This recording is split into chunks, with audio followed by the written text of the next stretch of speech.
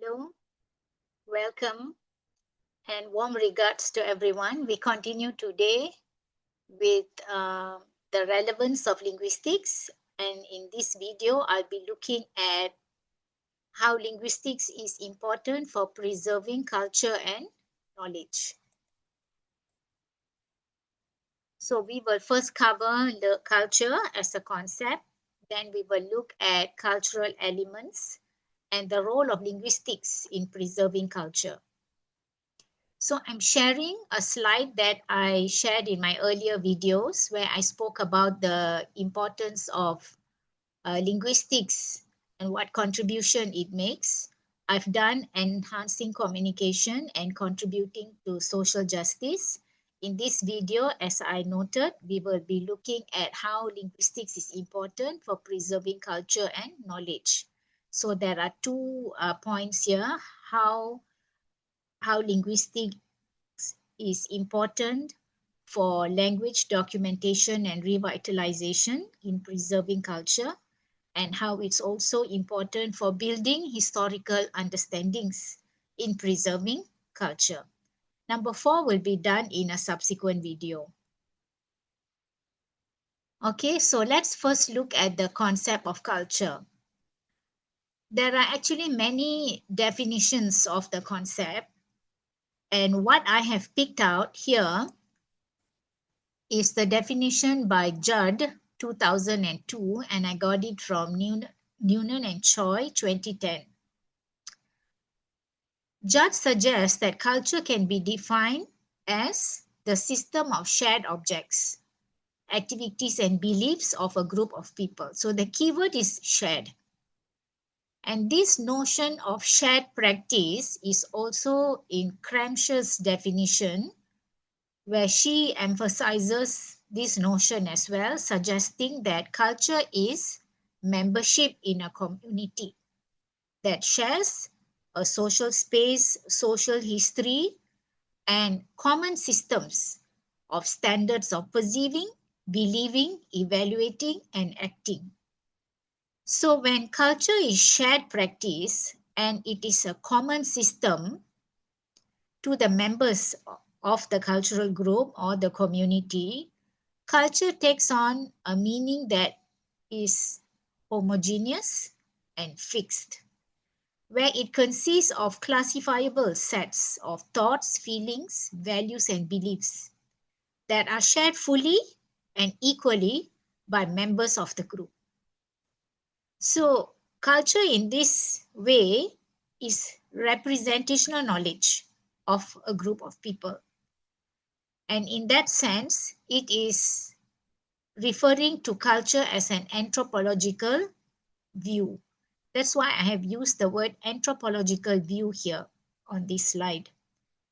So an example where culture is seen as how it represents a group of people is when you hear statements like Americans are outspoken, direct, and individualist, or that the Japanese are implicit, indirect, and collectivist.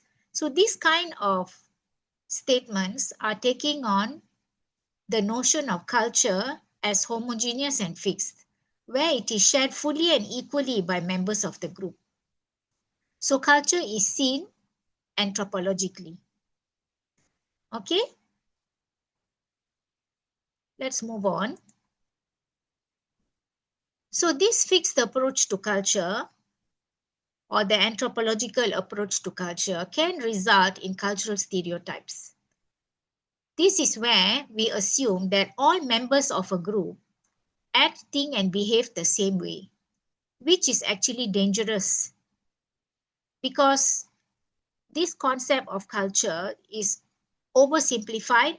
It is too general and rigid about a group of people because it ignores situational and contextual complexity, and it ignores individual uniqueness, because although culture is viewed as shared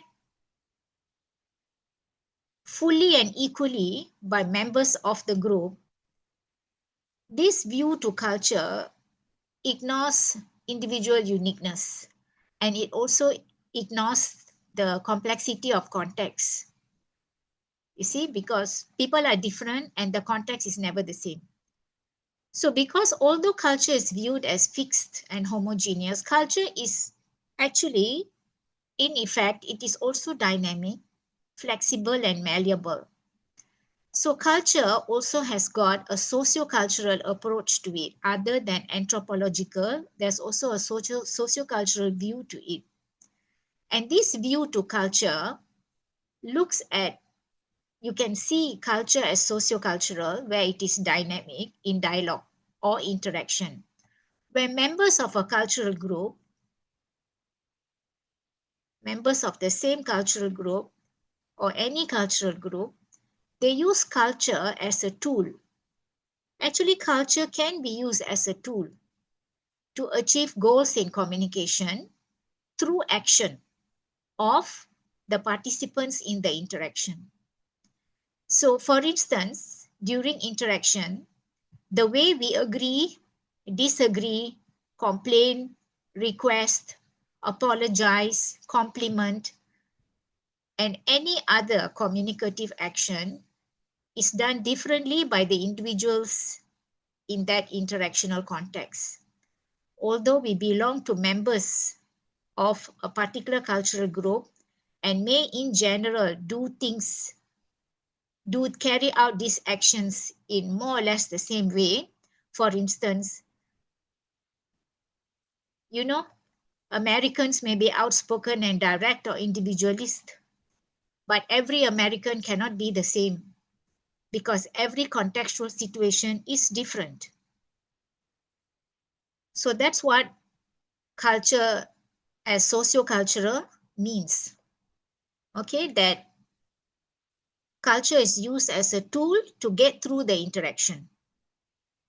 That is how we perform the acts or the actions during the interaction may be different with every individual member, depending also on the context of the interaction, whether it takes place in a meeting or in a conversation in a cafe or between students and teachers in a classroom. So every context is different and the individuals are also different. So generally, we may belong to the same cultural group, but during interaction, there can be differences. So that is what culture as sociocultural addresses, that culture is dynamic and flexible and can be used to achieve our goals in the communication. So here on this slide, I have explained it. Culture resides in language use in the sociocultural view. So we use culture to work through our communicative activities. During communication, we have our expectations. We rely on our expectations to make sense of the moment during interactions, and we work towards accomplishing our goals in communication. So culture is used as a tool for achieving goals. Culture is in fact in the dialogue, in the actions between the individuals in the interactional context. So that's why culture is said as dynamic and emergent in the discourse. So in this way, it is dangerous to think of cultures as stereotypes because not all members will act, think, and behave in the same way in a particular context. So whenever we are in dialogue or in interaction with other members, especially if the members also come from different cultural groups, it is important to have mindfulness, being open and fair-minded to more than one perspective or view. These are attitudes which are important when we engage in intercultural or cross-cultural communication. It becomes more pertinent at that time.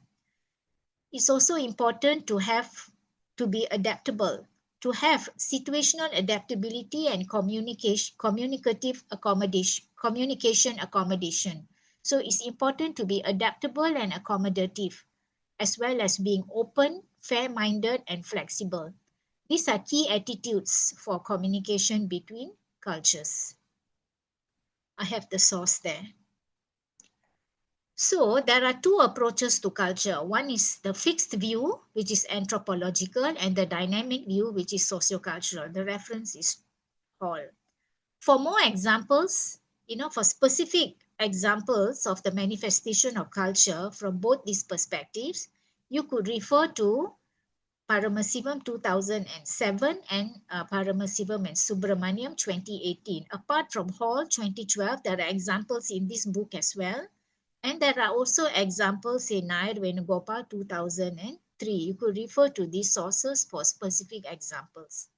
In this particular video, I want to talk about the relevance of linguistics for preserving culture.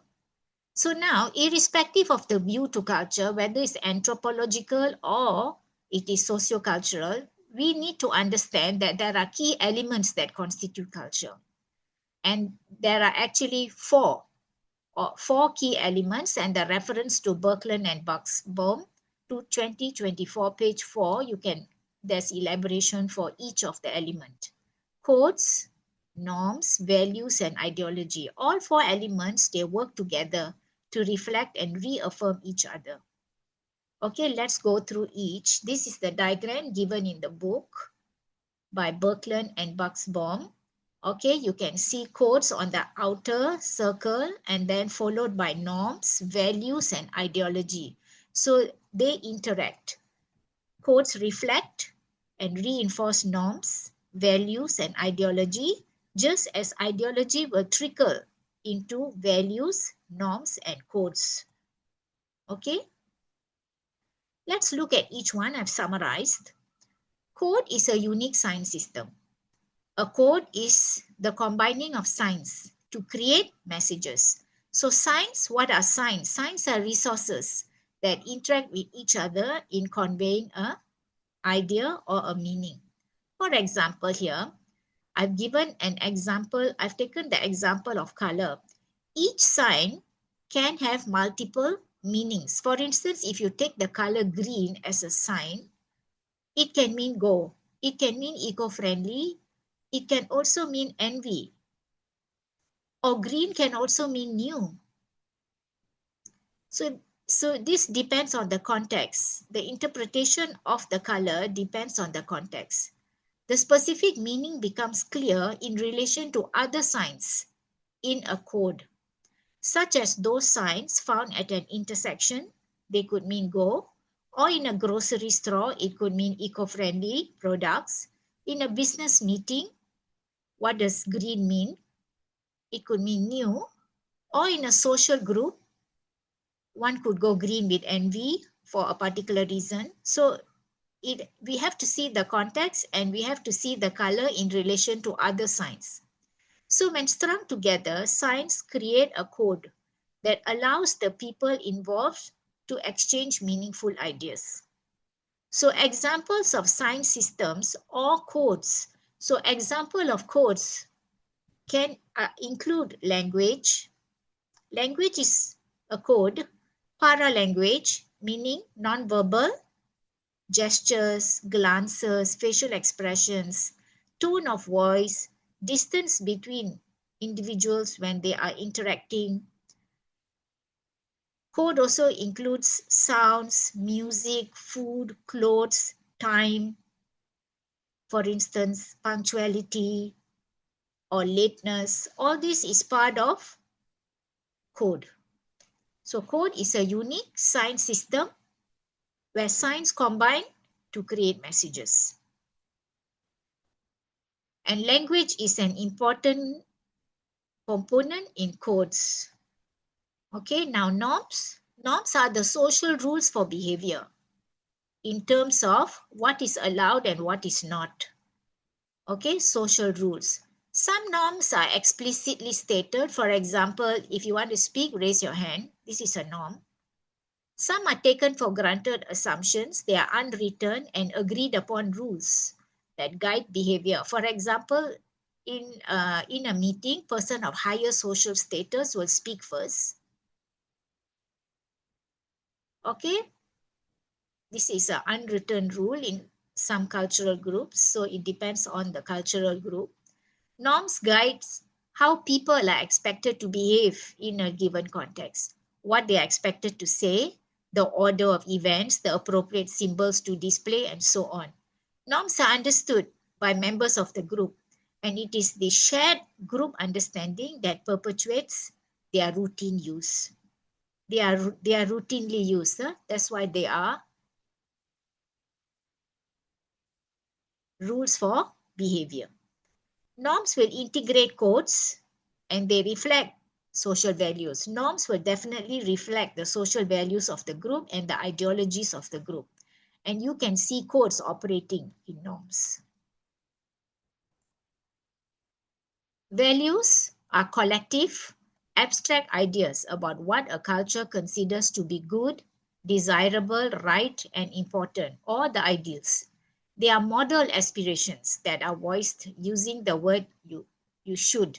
For example, you should wake up early in the morning, or you should raise your hand when you speak. You should allow an elder to speak first. Or in a bus, you should give up your seat to an elder person rather than make him or her stand. So these are model aspirations and they are voiced using the word should. So values are regarded as guiding force for behavior and decision making. Values are deeply rooted and they illustrate what a system holds as most important. So examples are like relationship between the individual and the group. Okay, what's the relationship between the individual and the group? So values with regard to individualism versus collectivism. These will differ according to groups. For instance, you can see how Americans and Japanese are. Then there's time orientation. Those are also values. You should be punctual, or is there flexibility with time? Then power difference, which reflects status and social position, hierarchy versus egalitarianism, and so on. These are values.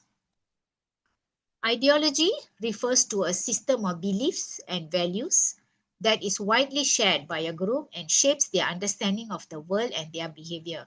So ideology is actually a system of beliefs and values are integrated within it. Ideology refers to, because it's a system of beliefs, it depends on what is the dominant belief.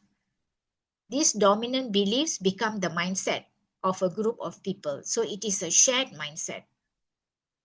The beliefs and values often seem natural, or they seem just the way to do things to the members of the culture. They are rarely contested because they seem so natural that we do it without thinking.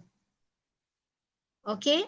It is abstract and often invisible to the group members until it is made visible through maybe the introduction of a contrast or a comparison. Only then you realize that, oh yes, this is ideological to us.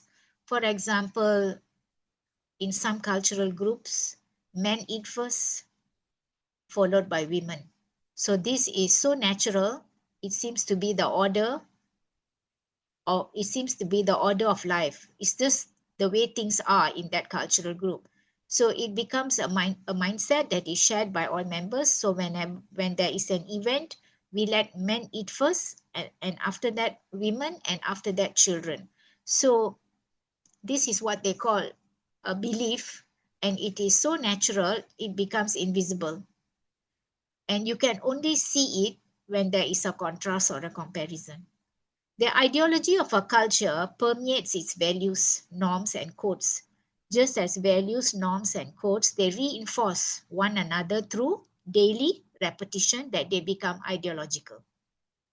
So examples, sociopolitical and economic ideologies can refer to individualism versus collectivism, like individual freedom versus group interest and group harmony can be ideological in nature. So in certain cultural groups, harmony becomes the priority rather than individual needs and desires. There's also gender and family ideologies. As I said, male dominance over female subordination is also ideological. Now let me move to preserving culture and what is the role of linguistics within it. Preserving culture means safeguarding and maintaining the traditions, customs, knowledge, arts, beliefs, values, ideologies, and practices that define a particular group of people and ensuring their continuity for future generations. That's what preserving means. So we want to preserve the codes, the norms, the values, and the ideologies. We preserve this, maintain it so that it continues with the lineage. It's about preventing erosion or loss of these elements that give a community its unique identity and heritage.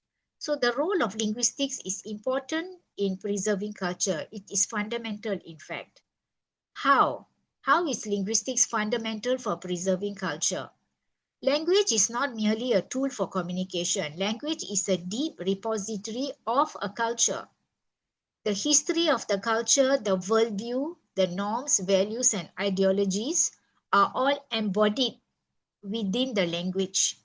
So, according to Cramsch, culture is embodied and reflected in language. So, the language is a deep repository for culture. When a language is lost, an entire culture's unique way of understanding and expressing the world often goes with it. So, language has to be preserved if we want to preserve culture, because it is language that embodies the culture. And that is where the role of linguistics comes in. Linguistics helps preserve culture through language documentation and building historical understandings of language and culture.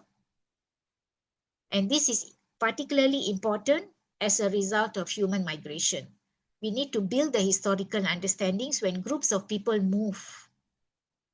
We don't want that movement to result in cultures being displaced, which can lead to erosion or loss. So this is where the role of linguistics comes in as a scientific inquiry of language. Linguistics can help to document and build history to language and culture. So let's look at that. Let's look at each. Aids language documentation and revitalization. Linguists play a crucial role in documenting languages, especially endangered languages, before they disappear, creating their grammars, dictionaries, and educational materials. So it involves creating a comprehensive record of a language. All of it, its structure, usage, its words, its grammar, everything, including the cultural context. So this effort helps preserve the unique knowledge systems of the languages, cultural heritage, and cultural worldviews embedded within the languages become protected. So the grammars, dictionaries, and text collections created by linguists are tools that can be used for by language teachers, community members, and learners who are engaged in revitalization efforts, and also can be brought into language teaching and learning in the classrooms, because they help with the preservation of the language and the culture. Next one is to build historical understandings of human migration. Historical linguistics is important here because it allows us to trace the evolution of languages over time, shedding light on human migration patterns, the cultural contexts that occur between one group of people and another, and what are the relationships between these groups of people. So in this context, historical linguistics allows for the identification and mapping of boundaries between different varieties of a language on the basis of clusters of similar and different features in particular regions, towns, and villages. So linguistics can help to create this map, which is called a linguistic atlas or a linguistic map. And this linguistic atlas will display how a language intersects with geographical space and how the cultures of the groups concerned intertwine and change as a result of that cultural context. Because the groups are actually moving as a result of trade, business, or migration can be because of climate change, because of war, and many other reasons. So when they move, cultures come into contact, and we need linguists to document the changes that take place as a result of human migration. So linguistic atlas is one way to show how the language moves and where the changes can occur. So linguistic atlases show isoglosses. So the map will have lines and dots between areas where linguistic items of a language have changed. So when you can Google for linguistic atlas or isoglosses, and you can get to see the images. It shows how words, phonemes, grammatical features, etc. are spread across regions. So language maps demonstrate the spread of languages or of their dialects grouped by common territory.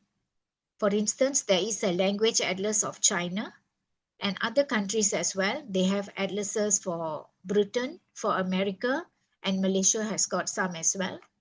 So we can see the common genealogical affiliation and or other common features of the language. So when these are documented, we also see how the culture of the groups also change with the movement.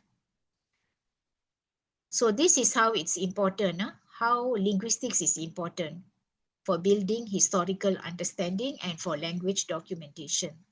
So I picked out specific examples of documented endangered languages, such as the research on Malay dialects in Malaysia. Okay, numerous studies have focused on the dialectal variations of the Malay language across Peninsular Malaysia and Borneo. These often identify and describe distinct features of Malay dialects. So every state has got a Malay dialect. So there's Kelantanese dialect, Kedahan Malay, and then there's Terengganu Malay, Negeri Sembilan Malay, Sarawak Malay, and Sabah Malay. These are all Malay dialects associated to the Malay language. So the collective body of work provides a detailed picture of Malay dialect geography and the associated cultures and worldviews of the groups of people concerned. So this is one way by which linguistics helps to document the Malay language and its dialects, and also how the migration of Malay groups of people across the states have contributed to changes in the dialect. Changes in the language and the dialects. Same thing we have in Indonesia. We have the language Dushna. This is an Austronesian language spoken in West Papua, Indonesia. It was documented when it had only 3 speakers over the age of 60, and the project involved interviews and led to the publication of the first grammar of Dushna, which not only captures the grammar in terms of the language, but also the worldview of the people. Then there's Mandarin in Peninsular Malaysia. This is an Aslian language, also critically endangered. So there was a project called the Wikikata project involving Wikimedia Malaysia and Malaysian universities that conducted workshops in Mandarin-speaking communities to input words and audio pronunciations into Wiktionary. This is a vital step in making the language accessible and creating a reference for future generations with regard to the Mandarin language and culture. There's also the Aslian language mapping. The Aslian language family, Austroasiatic in Peninsular Malaysia, has received significant attention due to its unique characteristics and also because it's highly endangered. So research on Aslian languages, and what are these languages like Jahat, Semai, Mandarin, and Jadek? These are languages of Asli groups of people who are the native groups of Malaysia. These contribute to a linguistic geography of these distinct language groups and the associated cultures. What about other parts of the world? For instance, in America, there are many endangered languages, particularly the indigenous Native American languages, right? Some of these languages have benefited from active revitalization programs that have helped prevent cultural loss of the associated communities like Cherokee, Navajo, Hawaiian, and Yupik. in not only in America but also in Canada. Same thing in Britain. Endangered languages in Britain are primarily the indigenous Celtic languages like Welsh, Scottish Gaelic, Irish, and Cornish, all of which have also benefited from government and community led revival programs that protect cultural loss of the communities. So, this is how we get to see the importance of linguistics for preserving culture and knowledge.